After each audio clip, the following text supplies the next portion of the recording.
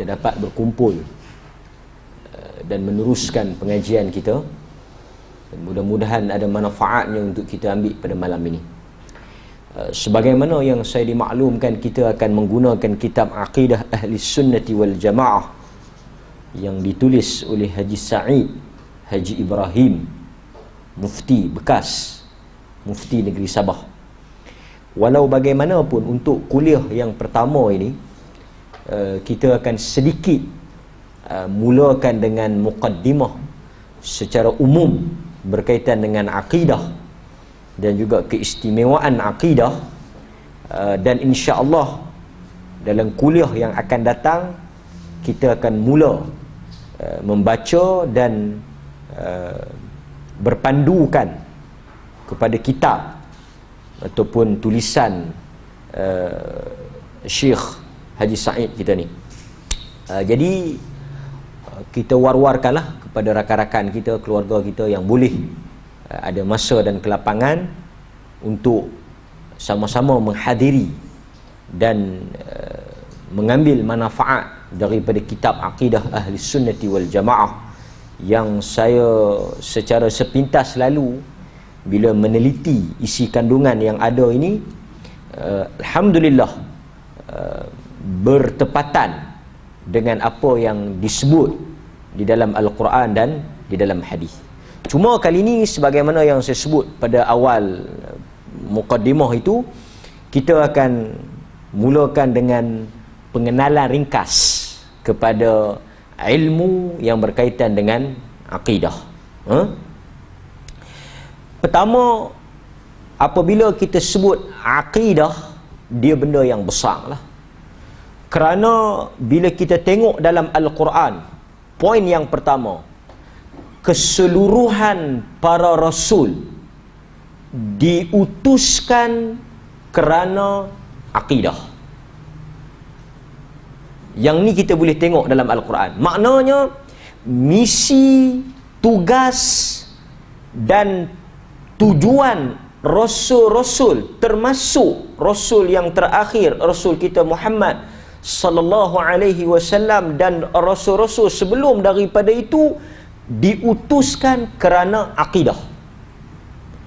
Sebagaimana yang Allah sebut dalam Al-Quran dalam surah An-Nahl, walaqad ba'athna fi kulli ummatin rasula an ya'budullaha wajtanibut taghut. Walaqad ba'athna, dan sesungguhnya kami mengutuskan, ba'athna, kami menghantar para rasul, jamak, maknanya rasul-rasul di setiap umat ini dengan satu tujuan, an ya'budullaha wajtanibut taghut, untuk mereka menyeru manusia mentauhidkan Allah. Sebab asal manusia ni dia asalnya tauhid. Kemudian kata Ibn Abbas, selepas daripada zaman Nabi Adam, sebelum Rasul Nuh alaihi salam, manusia telah mula menyimpang. Maknanya daripada Nabi Adam tu memang agama tauhid. Kemudian manusia mula menyimpang. Yang ni kita akan bincang dalam kitab kita nanti. Apabila munculnya sikap ghulub, ini punca syirik dalam masyarakat. Dan kita akan bahas secara panjang lebar dalam kitab kita. Punca berlakunya syirik dalam sejarah manusia kerana sikap melampau terhadap orang saleh. Itu punca dia. Orang saleh ni ketika hidup dia orang yang bagus, kemudian dia mati. Apabila dia mati, ini punca sebagaimana yang disebut oleh para ulama ahli sunnah dan juga dirakamkan dalam Al-Quran. Syaitan membisikkan untuk manusia menjadikan orang-orang saleh ini sebagai perantara. Perantara untuk menyampaikan hajat kepada Tuhan. Dan inilah mula syirik dalam sejarah manusia. Jadi setelah itu para rasul diutuskan Nuh alaihissalam yang pertama diutuskan untuk mengembalikan semula manusia kepada tauhid. Jadi itu antara besarnya pengajian ataupun perkara yang berkaitan dengan akidah. Tujuan para rasul. Dan bila kita sebut akidah, apa dia makna akidah? Yang ni kita bincang secara ilmiah lah. Bila kita sebut akidah, dia asal perkataan akidah ini aqdun, iaitu ikatan. Macam doa yang kita duk baca dalam kehidupan kita kan, doa Nabi Musa, Rabbi syrah li sadri wa yassir li amri wahlul 'uqdatan. Itu akidah lah tu. Dari sudut bahasa artinya aqd. Dan dalam doa Nabi Musa tu, lapangkan dadanya, permudahkan urusannya, dan rungkai, wahlul, buka ikatan-ikatan yang mengikat. Sebab dia nak pergi berhadapan dengan Firaun. Maknanya wahlul 'uqdatan, engkau bukakan, hilangkan ikatan-ikatan yang menghalang. Jadi akidah artinya ikatan.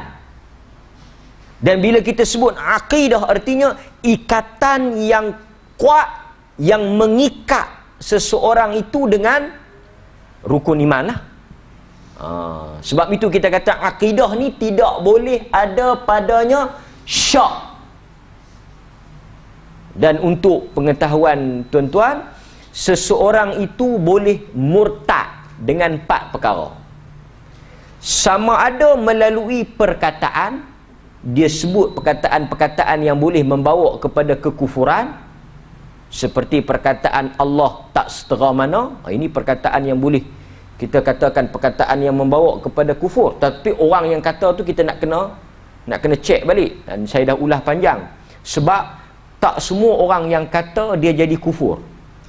Sebab dalam hadis ada orang yang tersilap cakap. Dia pergi tengah padang pasir, dia bawa unta. Kemudian unta dia hilang. Dia jaga-jaga, unta dia tak ada. Dia kacau nak balik. Tengah padang pasir, kalau tengah luk start, naik bas, naik teksi, tak ada masalah. Kemudian dia terlena. Lepas dia terlena tu, dia jaga-jaga balik, Allah Ta'ala hantar balik unta yang hilang tadi. Oleh kerana dia terlampau seronok, dia tersilap dalam perkataan. Tapi perkataan dia tu berat. Dia sebut, Allah hambaku dan aku adalah Tuhan kepada Allah. Dia terlampau syok. Dia nak kata Allah tu Tuhan dia, dia tu hamba Allah. Tapi oleh kerana emosi melampau seronok tu hingga hilang kewarasan akal, dia tersasul. Tak jatuh hukum kafir. Walaupun perkataan itu zahirnya perkataan kufur yang boleh membawa kepada kekafiran. Pasal itu ahli sunnah adalah kelompok yang paling berhati-hati dalam mentakfir. Takfir ni menghukum kafir. Sebab kita beriman dengan hadis Nabi. Hadis apa? Man da'a rajul, riwayat Bukhari. Sesiapa daripada kalangan orang Islam yang menuduh satu orang kafir atau memanggil dia sebagai musuh Allah, walaysa kadzalik, dan orang yang dituduh atau ditohmah itu tidak seperti mana yang dituduh, illa hara alaih, melainkan tuduhan itu akan balik kepada orang yang menuduh. Sebab itu ahli sunnati wal jamaah, kita ada uzur. Mungkin orang tu sebut dalam keadaan dia jahil, mungkin dia sebut dalam keadaan dia tersasul, dipaksa dan sebagainya. Dia panggil mawani'. Mawani' ni apa? Penghalang. Sebab itu bila satu orang tu buat perbuatan perkataan kufur, pertama dalam sikap ahli sunnah ni dia buat apa? Dia iqamatul hujjah. Bila satu orang tu buat perbuatan yang boleh menjatuhkan dia kepada kafir, ahli sunnah akan panggil untuk iqamatul hujah. Maknanya sesi dialog. Apa yang hang cakap tu hang faham tak? Hang tahu tak kesan daripada apa yang hang sebut tu? Dia panggil itulah. Kemudian kalau dia ada masalah, dia bertegas ke apa, mungkin diperjelaskan dengan hujah-hujah. Setelah diperjelaskan, ditegakkan hujah, al-istita', pi pada pasal yang kedua, kita minta supaya dia bertaubat. Selepas daripada dia tak bertaubat itu, barulah jatuh hukum kufur dan balik kepada ulil amri pemerintah untuk laksanakan hukum yang disebut oleh Nabi, man baddala dinahu faqtuluh. Siapa yang tukar agama dia, maka bunuhlah dia. Sebab itu murtad dihukum bunuh. Tetapi nak pi kepada jatuh hukum, nak pi kepada nak cok murtad tu, tak pi kepada hukum lagi, baru nak sahkan seseorang murtad itu, dia mempunyai beberapa fasa di sisi ahli sunnah. Kita tak mengkafirkan orang semudah-mudah seperti mu kafir.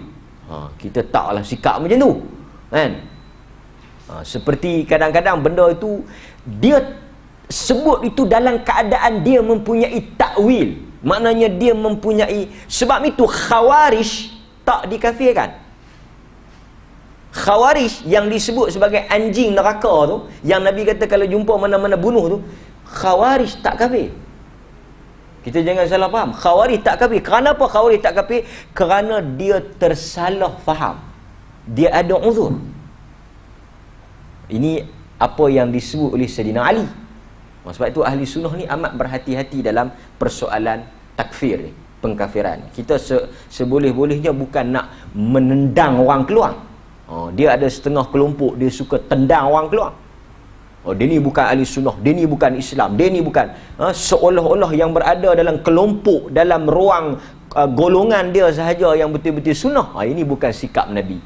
Nabi semampu mungkin nak tarik orang masuk, nak menjadikan orang daripada kalangan kita, bukan nak tendang orang keluar. Sebab kalau kita nak cari salah orang, nak cari silap orang ni, memang tak ada manusia yang akan selamat daripada lidah kita. Sebab itu dalam Islam pun kita ada konsep husnudzan, sangka baik. Tapi bila sampai pada satu tahap tak boleh nak sangka baik, ketika itu tetap mesti ditegakkan hukum ke atas dia lah, kan? Okey. Perkataan, perbuatan dia tak sebut tapi dia buat, ini pun boleh jatuh kafir. I'tiqad, dia tak cakap, dia tak buat, tetapi dalam hati dia tak yakin, ataupun dia yakin dengan keyakinan yang salah. I'tiqad, dalaman, yang ni pun boleh jatuh kafir. Sebab itu Ammar tak kafir. Tentu ingat tak kisah Ammar bin Yasir? Mak dia mati, Sumayyah dibunuh, pak dia Yasir dibunuh. Nabi lalu tengok mereka disiksa, Nabi kata, sabar alu Yasir, sabar keluarga Yasir, sesungguhnya Allah menjanjikan syurga. Tapi Ammar dia sebut perkataan kufur, dipaksa untuk dia sebut, dia sebut. Bila dia balik pergi kepada Nabi, turun ayat Quran yang kata apa? Sesungguhnya perkataan yang disebut tanpa di-i'tiqad, maknanya dilafazkan daripada hati, tak diambil kira dalam keadaan darurat. Maknanya walaupun kadang-kadang perkataan tu kita sebut, tapi tak sama dengan i'tiqad kita, tak jatuh. Tak itu, kan? Pasal itu kadang-kadang sebut tu kita tanya, apa awak maksudkan dengan perkataan tu? Kadang-kadang contoh macam ni, orang kata perkataan biasa, sekarang ni kalau tak ada duit apa pun tak jadi. Kalau kita dengar tu seolah-olah tak ada Tuhan dalam diri dia, kan? Dia kata apa-apa pun sekarang dengan duit, kan? Ataupun bahasa kita, minta maaf masa tak mengizinkan. Seolah-olah dia tak sandarkan perkara tu kepada Tuhan yang mengizinkan ataupun yang menjadikan sesuatu ni, Allah Subhanahu Wa Taala, bukan duit, bukan masa. Tapi kalau kita tengok pada zahir perkataan tu, boleh rosak dia punya akidah. Sebab kita diajar insya-Allah, kan? La haula wala quwata illa billah. Tapi bila satu orang sebut tu, mungkin maksud dia sebut tu taklah menafikan Allah tu, tapi mungkin pada bahasanya macam tu, kan? Okey. Itu kita kena. Yang keempat, sama ada perkataan, perbuatan, i'tiqad ataupun syak. Pasal itu akidah ni kalau kita tengok, suatu keimanan yang jazam, putus, dia tak boleh syak. Kalau adalah mana-mana agama ajak tuan-tuan bermubahalah, dia kata hang yakin ke dengan Islam? Yakin? Lagu tu mai kita sumpah laknat, tengok. Agak-agak tuan-tuan berani ke? Ataupun tak payah orang kafir, adalah kelompok ahbas ke, kan? Mana-mana kumpulan ke, mai cabang, dia kata hang duk ikut ahli sunnah. Hang pegang pahaman mana? Dia kata pahaman ahli sunnah wal jamaah mengikut kepahaman sahabat. Hang rasa betul? Aku rasa dengan aku mengaji ni betul. Hang berani sumpah laknat. Kan? Mubahalah. Sebab mubahalah dibenarkan dalam bab berkaitan dengan akidah.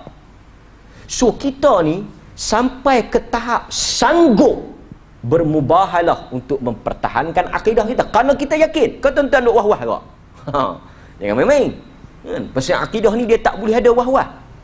Maknanya kita sanggup mati kerana akidah sampai ke tahap itu.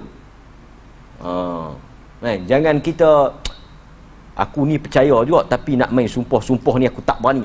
Ni yang ni dia tak ada keyakinan lagi, ya. Pasal tu dalam Quran la raib, dia tidak ada keraguan padanya. Maknanya tak boleh ada syak. Walaupun mungkin dia kata aku ni 99% aku percaya azab kubur tu ada. Awak tak 100%. Nak kata 100% ni aku tak sampai tahap tu lagi kot. Sebab dia tak boleh ada walaupun sekelumit syak. Itu akidah. Pasal itu sahabat-sahabat Nabi kalau kita tengok, mereka sanggup mati pasal akidah. Bukan pasal mereka rajin semayang ke, kuat semayang kan. Kalau nak banding semayang sahabat dengan semayang Khawarij lebih hebat. Tapi bila kita baca hadis, ada sahabat tengah makan kurma, tanya Nabi, tanya tak banyak, sepatah ya, bukan tanya lagu kita berpatah-patah. Ara'aita in qutiltu fa aina ana ya Rasul? Kalau aku mati ni tempat aku tang mana? Nabi kata dalam syurga. Dia tahu alqa, lempak buah kurma tu, dia pergi perang. Agak-agak tuan-tuan, apakah faktor pendorong punca dia sampai ke tahap itu? Kalau bukan keyakinan yang yakin pasti kepada Nabi.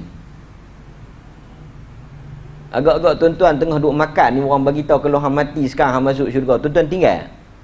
Kita tak gaduh kata mati, ya. Semayang pun kadang-kadang kita lalai lewat macam tu, ya.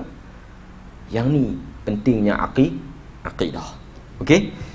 So nak ringkaskan lagi, sebab saya ingat tuan-tuan pun yang mengikuti Al-Qayyim ni dah banyak mendengar tentang huraian akidah ni. Sebab ahli sunnah ni akidah benda yang paling basic lah dalam pengajian kita, kan? Okey. Dan kalau kita tengok, akidah juga disebut dengan nama-nama yang lain. Ni berdasarkan kepada hadis, Quran dan juga kitab-kitab para ulama.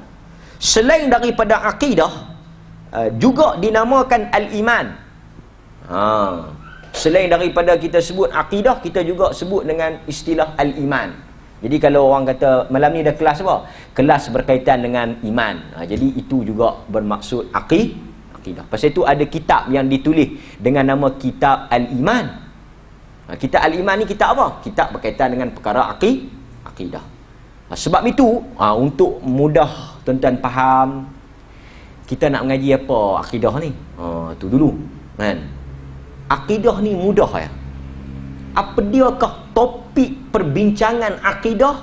Perkara apakah yang akan saya dengar dan saya belajar dalam akidah? Mudah.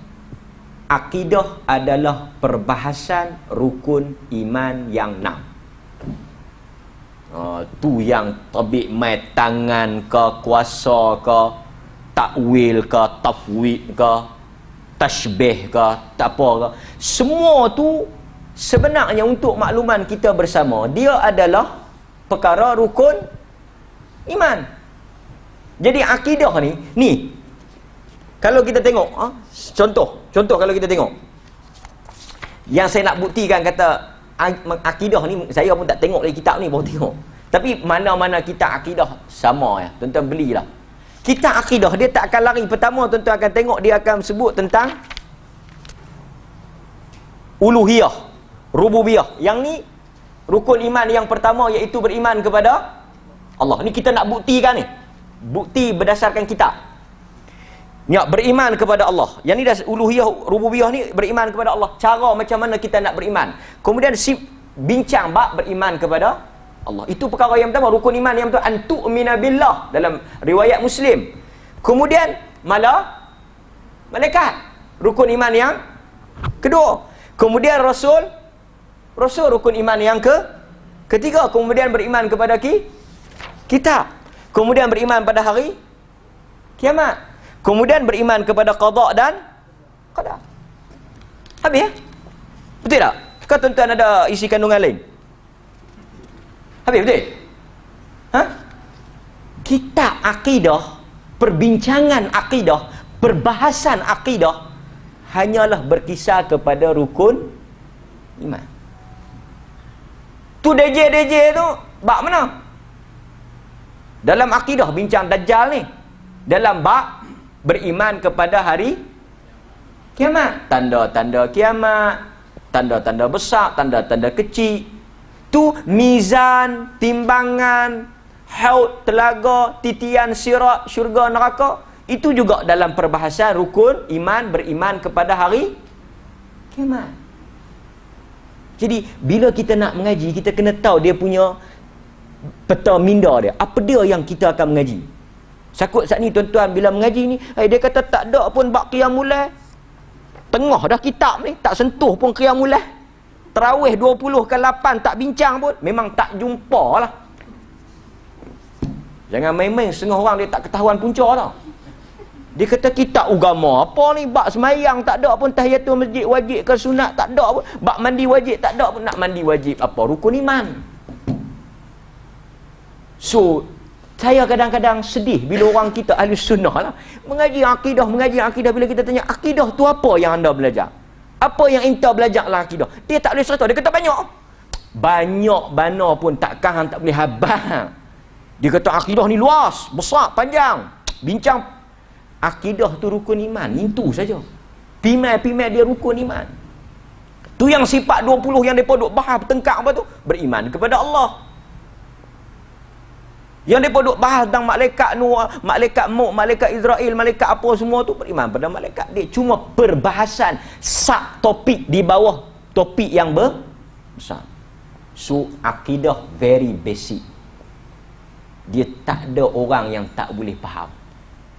Dan akidah ni, pasal tu soalan pertama Jibril, dia tak tanya tentang salat. Dia tak tanya tentang kadar haul zakat. Dia tak tanya tentang aurat, tapi dia tanya akhbirni anil iman. Jibril memulakan Islam. Pasal apa? Sebab kesemua soalan Jibril tu di hujungnya Nabi kata apa dekat Sayyidina Umar? Tuan-tuan baca tak hadis tu? Yang duk pergi mengaji sampai ke Palih tu, hadis 40, kita tahu. Ada gambar. Kan? Pergi sampai ke Masjid Alwi, Talaki duduk depan. Kan? Ada bukti-bukti semua. Kalau kena tangkap pun ada bukti. Kan? Hadis Jibril yang kedua. Bila Nabi tanya Umar, "Atadri man as-sa'il ya Umar?" Hang tahu ke siapa dia yang mai tanya Umar? Umar kata apa? Umar kata, "Allahu wa rasuluhu a'lam." Allah dan Rasul lebih mengetahui. Kemudian Nabi bagi tahu apa? "Innahu Jibril atakum yu'allimukum dinakum."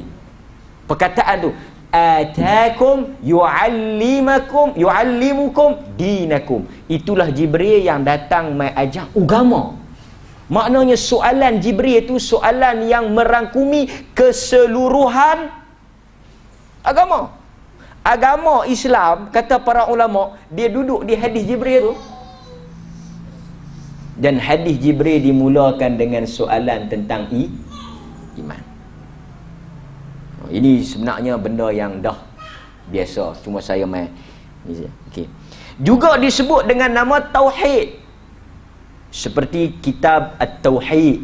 Banyaklah yang tulis kitab At-Tauhid ni kan. Kalau kita tengok para ulama dulu menamakan dengan tauhid. Pasal itu kita ada orang kata mengaji apa? Mengaji tauhid. Tak mengaji akidah. Jangan cakap macam tu. Pasal kadang-kadang orang ni bila dia bercakap, kita tak tahu dia cerdik. Tapi bila dia bercakap, kita tahu kata dia bodoh. Mengaji apa malam ni? Dia kata mengaji akidah. Tu dia orang Allah. Bukan nak tahu bab-bab tauhid ni. Kita pun tengok atas punya janggut tu kemah dah. Dia orang kampung kadang-kadang dia bab-bab macam tu lah kan. Juga disebut dengan nama As-Sunnah. As-Sunnah dulu ni, bila disebut As-Sunnah, dia merujuk kepada akidah Islam. Pasal itu kita tengok ada kitab-kitab As-Sunnah. As-Sunnah ni bukan kitab sunat, kitab akidah. Tapi disebut dengan nama As-Sunnah. Juga disebut dengan Usuluddin. Itu Usuluddin pun akidah lah. Kan? Ada kuliah Usuluddin. Usul tu pokok-pokok. Din tu agama. Pokok-pokok agama apa dia lagi? Akidah lah. Kan yang Al-Quran sifatkan pokoknya sabit, akarnya keras, kemas kan. Jadi Usuluddin tu akidah kan. Juga dengan nama Asy-Syariah. Syariah pun kadang-kadang merujuk kepada akidah juga. Kan. Okey, ni nama saja. Tapi pokok pangkalnya dia merujuk kepada soal rukun iman. Dan poin yang terakhir. Poin terakhir dah ni. Kan. Mukadimah ya. Keistimewaan orang yang berakidah dengan akidah yang benar. Ini cara kita nak jual akidah. Kita nak jual satu barang, mula kita explain ni menatang apa. Ni benda apa ni kan, nak jual TV. Ni TV. Ni TV. Lepas tu nak yakin, convince, iqna', nak convince orang supaya beli, kita mesti cerita keistimewaan dia. So pasal tu kuliah yang pertama ni, tuan-tuan tolong ambil, sebarkan rakaman ni untuk bagi orang mai keutamaan tauhid, keutamaan iman, keutamaan usuluddin, keistimewaan akidah. Artinya apabila kita mengaji akidah, akidah kita akidah yang benar, iman yang betul, usuluddin yang sahih, apakah yang akan Tuhan berikan kepada kita? Apakah kesan dia? Ini kita kena tahu. Okey. Kadang-kadang orang ni dia nak tahu juga dia punya apa? Hasil daripada dia mengaji tu dan apa yang akan dia dapat. Yang pertama, orang yang akidahnya benar, orang yang tauhidnya benar, seluruh dosa-dosa dia diampunkan, baik yang kecil ataupun yang besar. Itu dia. Jadi kalau tuan-tuan mengaji tauhid yang benar, jangan bimbang, kerana tauhid menjadi sebab Allah ampun dosa kita. Banyak mana pun, besar mana pun, walaupun berkali-kali. Betul ke? Betul. Kadang-kadang orang bila dengar ni, dia kata, takkanlah kot. Kita tengok dalam hadis Nabi SAW bagi tahu, ni khabar gembira kepada orang yang mempunyai tauhid. Pasal itu kita kata benda ni benda penting. Antaranya Allah Subhanahu wa taala berfirman, tapi ni bukan Quran, ni hadis qudsi. Ada orang tanya, hadis qudsi ni sahih ke? Hadis qudsi ke, hadis meja ke, hadis apa ke? Dia akan ada yang sahih, dia akan ada yang palsu, dia akan ada yang dhaif. Dhaif tu samalah palsu kan. pecahan dia. Tapi tak semestinya bila orang kata ni hadis qudusi sahih. Bila orang dia macam ni lah, kalau orang tanya sahih hadis tu, tak sahih. Apa lagi hadis kursi, takkan palsu. Yang ni orang tak reti. Sebab kursi tu bukan syarat sahih. Kan? Tapi yang ni hadis ni insya-Allah sahih lah. Kan? Okey. Iaitu Allah Subhanahu wa taala berfirman, kata Nabi, ya ibn Adam, innaka law ataitani biqurabil ard. Ini kalau kita pergi baca di penjara, di jail-jail, di pusat-pusat tahanan ni bagus ya, kan? Hadis-hadis macam ni, kan?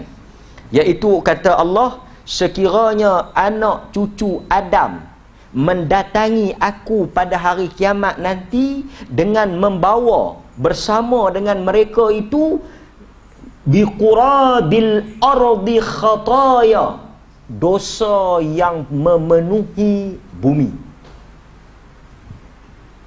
Dosa yang memenuhi bumi. Artinya dia mati dalam keadaan tak bertaubat. Ini dalil dia mati tak tobat. Sebab masa dia mai jumpa Tuhan, dia ada dosa. Sebab kalau orang bertobat, Tuhan akan ampun. Kemudian dia mendatangi aku dalam keadaan dosa yang banyak, cuma satu saja yang dia bawa.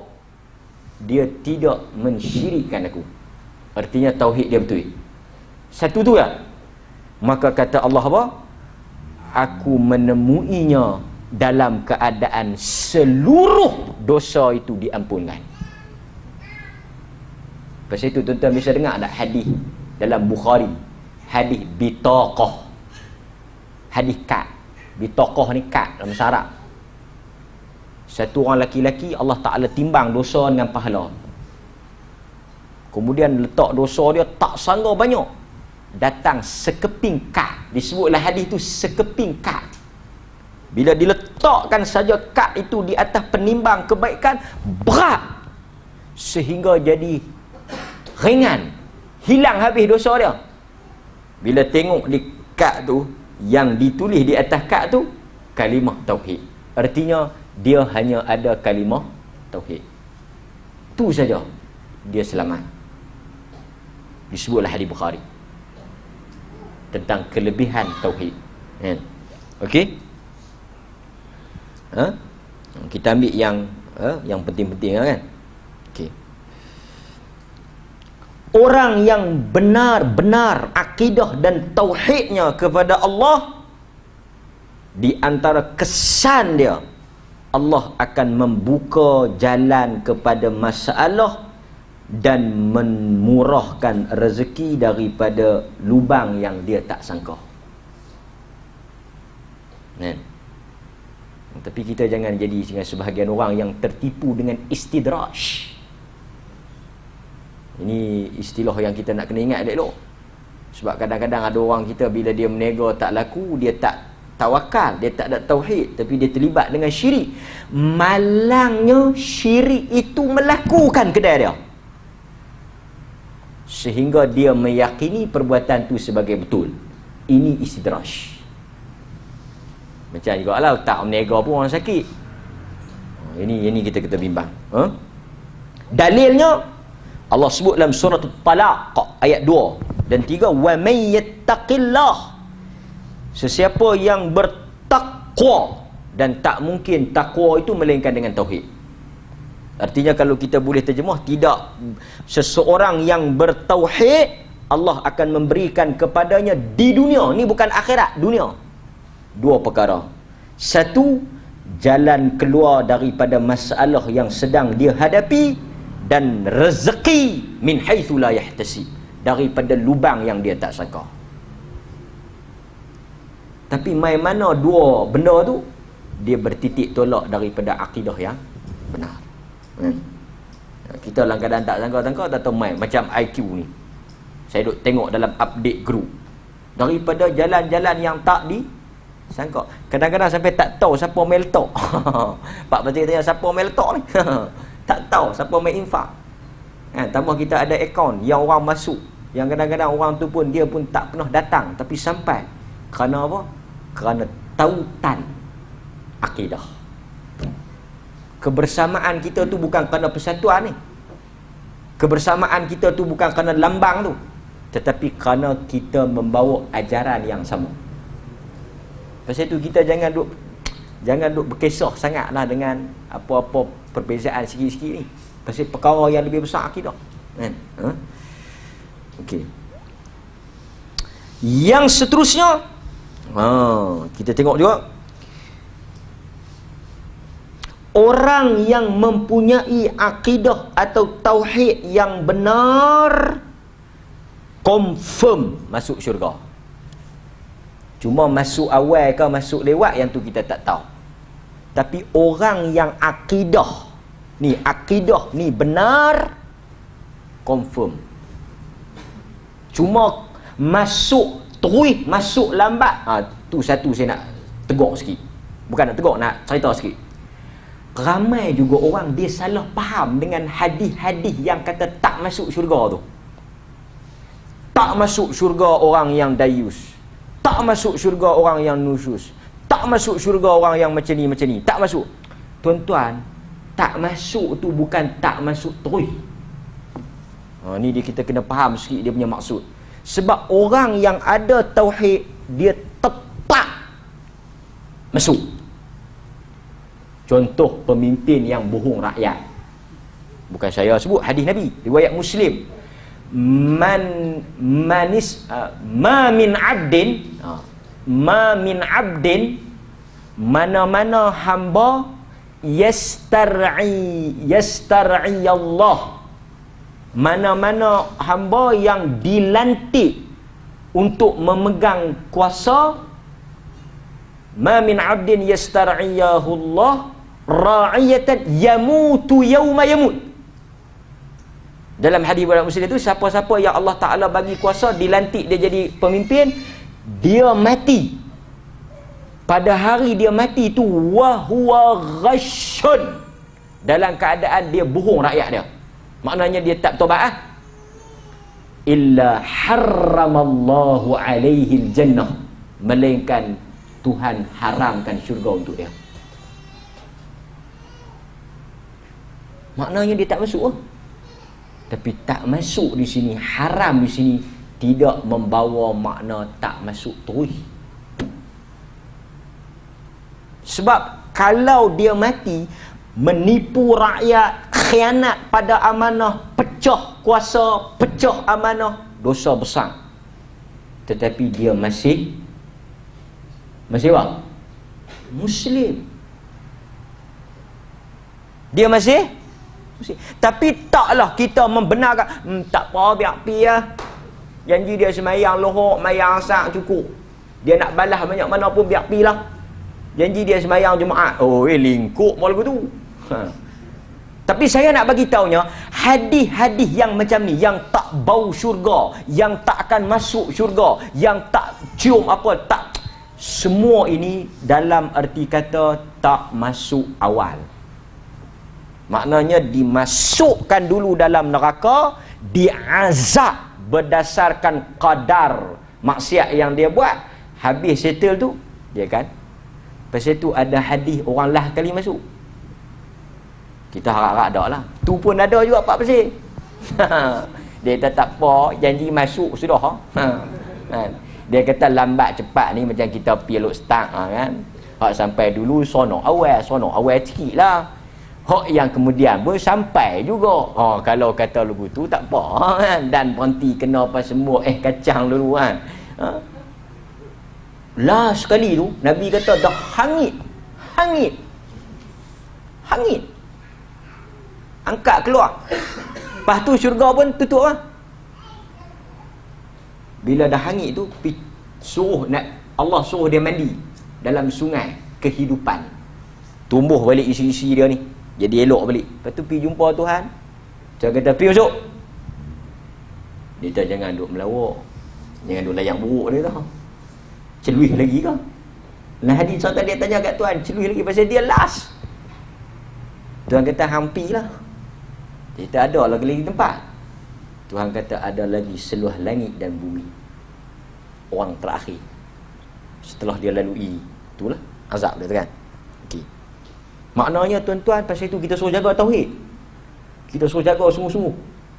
Yang duk mai kes-kes kat kita yang terlibat dengan syirik ni kita bimbang. Kan? Tak guna segala amalan dia, kan? Dalilnya Nabi sebut man mata. Tapi kalau dia duk golek kepala ke, dia duk buat apa-apa ke, tak apa lagi janji tauhid tu. Pasal itu kita agresif sikit membantras geng kuburiyun ni. Pasal yang ni bukan isu khilaf furu', ni khilaf usul. Ini dalam bab syirkun fid da'wah. Bukan dakwah aja orang main masjid tu. Syirkun fid da'wah ni syirik dalam doa. Dia ada 4 syirik besar. Syirik dalam ketaatan, syirik dalam cinta, syirik dalam niat dan syirik dalam doa. So kubur ni syirik besar. Kubur ni syirik besar. Okey. Kan? So sikit lagi. Nabi kata siapa-siapa yang mati dalam keadaan tidak mensyirikkan Allah. Lawan pada tak mensyirikkan Allah ni apa? Akidah yang benar. Dia dakhalal jannah. Confirm akan masuk syurga. Pasal itu tuan-tuan, kalau boleh ada saudara-saudara kita pedorlah tang ni. Dalam hadis yang lain Nabi kata apa? Man mata man kana akhiru kalamihi, siapa yang last word, perkataan terakhir dia la ilaha illallah, dakhalal jannah. Tu yang kita dianjurkan dalam riwayat Muslim, laqinu mautakum la ilaha illallah. Pergi ajak di telinga. Dan saya baru sebulan lepas, ada satu orang sahabat bagi tahu, kata ayah dia nazak. Saya kata pergi, dia mesej saya pagi tu, dia kata saya ada kelas, dia tak dapat tengok, dia kata ayah dia nazak. Saya kata pergi bisik la ilaha illallah. Memang mereka ni tak ada latar belakang pengajian agama lah, dia refer lah nak buat apa. Dia kata pergi bisik la ilaha illallah. Dia pelih kes ni. Kemudian selang 15 minit kot, saya ada mesej tu, saya simpan lagi. 15 minit 10 minit macam tu, dia kata ayah dia dah mati. Alhamdulillah. Ini yang berlaku dalam riwayat Bukhari, yang Nabi pergi tengok satu budak Yahudi. Qul la ilaha illallah. Dia beralih tengok pak dia. Pak dia kata ati' Abul Qasim, dalam Sahih Bukhari. Ikut cakap, sebutlah. Dia pun sebut la ilaha illallah, mati. Sebelum ni sepanjang hidup dia, dia adalah Yahudi. Cuma 2-3 saat sebelum mati tu, yang malam yugharghir, tak sampai sini lagi, tapi nak mati dah. Lepas dia sebut tu, dia mati. Nabi keluar daripada rumah dia, Nabi kata alhamdulillahillazi anqadhahu minan nar. Segala puji bagi Allah yang telah mengeluarkan budak tu daripada neraka. Beza budak tu dengan neraka, kita boleh katakan selangkah. Tu yang ada hadis tu kan, hadis yang buat baik tapi selangkah dengan neraka, selangkah dengan syurga, mati jadi neraka. Ada orang yang buat ahli neraka, selangkah dengan neraka macam budak ni. Budak ni kapiak. Kapiak maknanya dia hidup sebagai ahli neraka. Dia dengan neraka selangkah je. Tapi Nabi sebutlah hadis tu, satu langkah tu dia buat amalan ahli syurga. Apa dia amalan ahli syurga? Syahadah. Dia masuk syurga. Kita tak tahu. Wal'iyadu billah. Kita mungkin hidup sebagai ahli syurga, tapi selangkah kita boleh melakukan amalan ahli neraka. Itu akhir kalam. Akhir. Pasal itu Nabi sebutlah hadis lain pula dalam riwayat Bukhari, innamal a'mal bi khawatim. Setiap amalan itu dikira pada penutup, penamat. Pasal itu kita jangan syok sangat. Okey. Seterusnya kita ambil sikit ni. Orang yang melakukan syirik, yakni akidahnya tidak benar, segala daripada amalan yang dia lakukan itu akan dibatalkan oleh Allah Subhanahu wa taala. Sebagaimana Allah Subhanahu wa taala berfirman, la in asyrakta la yahbatanna 'amaluk wal takunna minal khasirin. Orang yang terlibat dengan syirik, berapa banyak pun ibadat yang dia buat, la yahbatan, dihapuskan hapuskan kesemuanya. Batal habis. Semayang, puasa, zakat, haji. Sebab itu dalam hadis cerita, bila kita mati esok, Allah akan bawa mai salat kita. Bawa mai salat kita. Allah kata tak sebelah. Mai zakat kita, tak sebelah. Mai haji kita, tak sebelah. Mai semua amalan-amalan kita, Tuhan kata tak sebelah dulu. Bawa mai tauhid dia. Tengok yang tu, baru buka yang lain. Dan amalan yang pertama nak buka salat. Tapi sebelum salat tu tauhid. Pasal layah batan. Kalau orang mengaji bahasa Arab, tuan-tuan ada kelas bahasa Arab kan? Layah batan tu dia ada dua huruf taukid. Di hujung la tu dengan nun taukid ujung. Layah batan. Maknanya sungguh akan dibatalkan. Itu dia beratnya syirik. Hampir Mekah pilah berapa kali pun, tawaf pilah berapa ratus kali pun, sedekah pilah berjuta pun, pasal itu amalan orang kafir. Dia baik macam mana pun, tetapi sebab kafir tu habaan mansura. Allahu akbar. Tauhid. Kan? Itu apa yang disebut oleh Al-Quran dan hadis Nabi sallallahu alaihi wasallam. Saya rasa itu sahaja dahulu kot yang boleh kita kongsi berkaitan dengan makna tauhid dan keistimewaan tauhid. Jadi saya bukalah sekiranya ada ruang dan peluang untuk kita bersoal jawab. Dan insya-Allah dalam kuliah yang akan datang memang kita harapkan tuan-tuan ada kitab ni. Ataupun mungkin siapa-siapa yang boleh cari penderma ke, kita boleh wakaf ke, tuan-tuan mai, tuan-tuan boleh guna di sini kan. Okey. Nanti next month kalau tak ada masalah apa, tak ada perubahan apa, saya akan baca kitab lah dan kita akan buat ulasan insya-Allah. Okey. Jadi kita bukalah sekiranya ada ruang dan peluang untuk tuan-tuan nak bersoal jawab atau berkongsi pandangan ataupun mungkin ada teguran dan sebagainya. Kalau tak ada, kita mungkin boleh tangguhkan kelas kita, kuliah kita.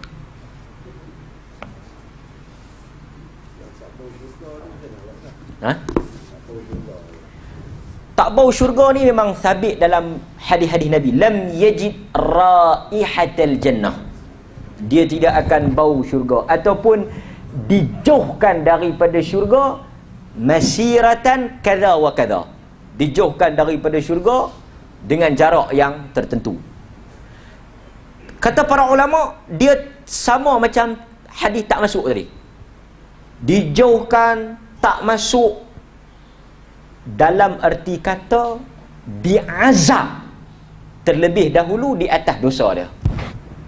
Tetapi pokok pangkalnya kita tak boleh tolak. Kita mesti terima pasal hadis yang kata man mata, siapa yang mati ada tauhid, lagu mana pun dosa dia ananas sama, luah langit dan bumi, Tuhan kata dia tetap akan ampun. Sebab itu, ini nak cerita dialog Abul Hasan Al-Ash'ari dengan pak tiri dia. Pak tiri dia ni Ali Al-Jubba'i. Ali Al-Jubba'i ni kepala Mu'tazilah.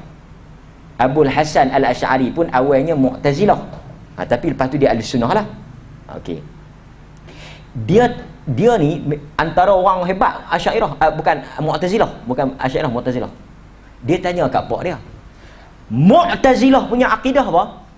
Orang dosa besar masuk neraka. Ahli sunnah apa? Orang dosa besar duduk bawah tahta masyaatillah. Ini kita tuan kena beza kan?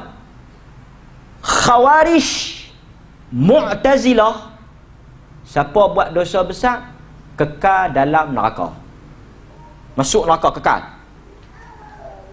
Tapi ahli sunnah, orang buat dosa besar dia fasik. Orang fasik ni lagu mana kesudahan dia? Tuhan berhak ayyasha yu'adzab. Kalau Tuhan nak, Tuhan buhlah neraka, dan kalau Tuhan mau, Tuhan boleh terus buhlah syurga. Macam hadis pelacur apa? Minum anjing. Hadis apa lagi satu? Bukhari juga tu. Bunuh 100 tak bertobat pun, tapi Tuhan buh dalam syurga. Neraka tak ada jejak pun. Okey. So dia tanya pak teori dia. Ni punca dia keluar daripada Mu'tazilah ni. Dia kata kalaulah ada, saya tak ingat 2 ke 3 orang, tapi benda ni kalau tak silap disebut dalam kitab dia Al-Ibanah, ada dia punya mukadimah ke saya tak ingat, tapi ada dia bawa riwayat tu.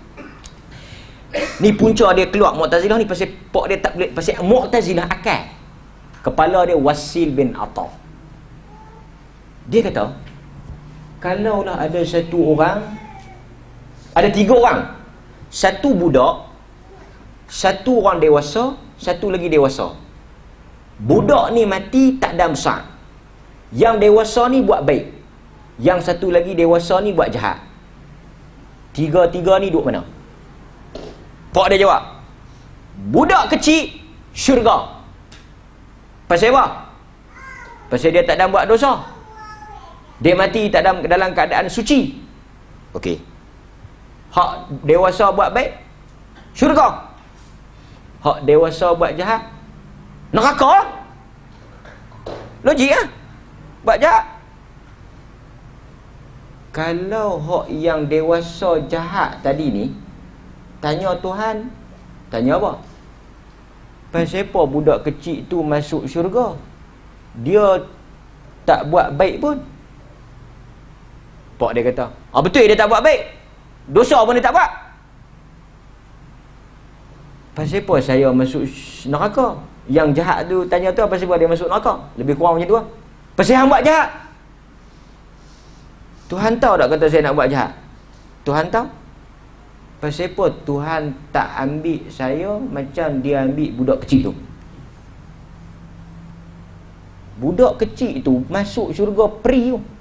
Masuk syurga orang utara kata masuk buta lah. Baik pun tak buat, jahat pun tak buat. Saya ni yang bagi besar, bagi dan buat jahat ni Tuhan juga.